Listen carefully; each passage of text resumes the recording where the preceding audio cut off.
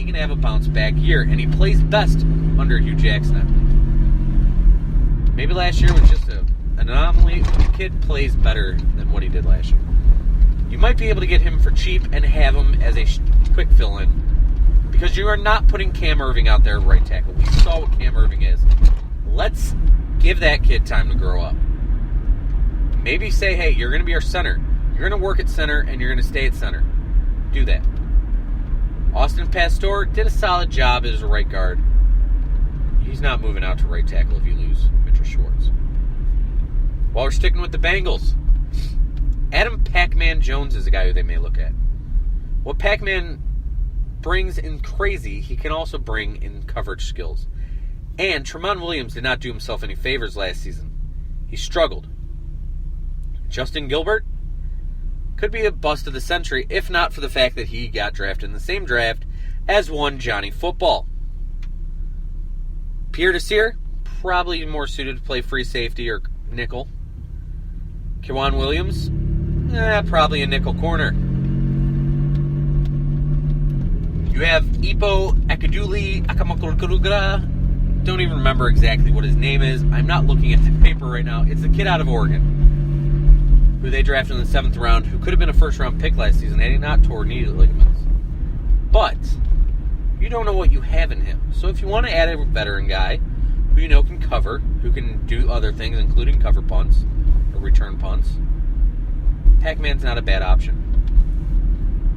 While sticking with the Bengals, Mohamed Sanu, a wide receiver. More of a gadget guy and a number 3 receiver. He can be a number 2 guy and do a lot of things because he's been in this offense.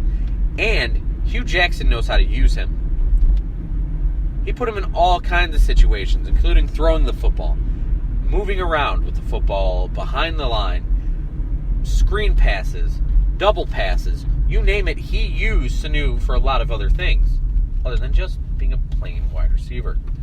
Hugh knows how to get the best out of his players. That's why some of these guys, he may get more out of them than any other guy ever has. I have faith in Hugh to do that. That's why the quarterback position, whoever we take, I trust in Hugh. And finally, the last Bengal that I could see them going after is Marvin Jones. Jones, big guy. Solid guy. 6'2" wide receiver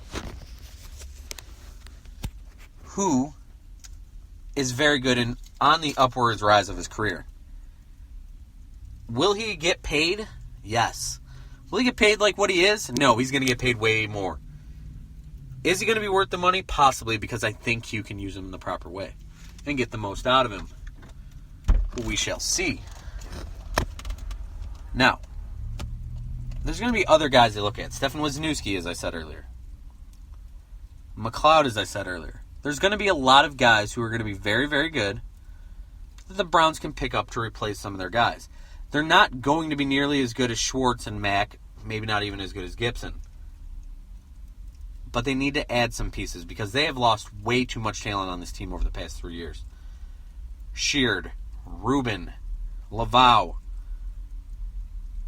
just to name a few. Guys who can help, but the Browns keep letting them go. They need to keep their homegrown talent and stop letting them go. First-round picks like Phil Taylor, soon to be Johnny Manziel, Brandon Whedon. Guys they're wasting, Trent Richardson. Guys are letting go because they're just not good enough. They need to stop losing out on draft picks that actually turn out. Losing out on the draft picks that don't turn out, fine, but they need to figure it out. Now, this was just a short show. Wanted to talk free agency a little bit.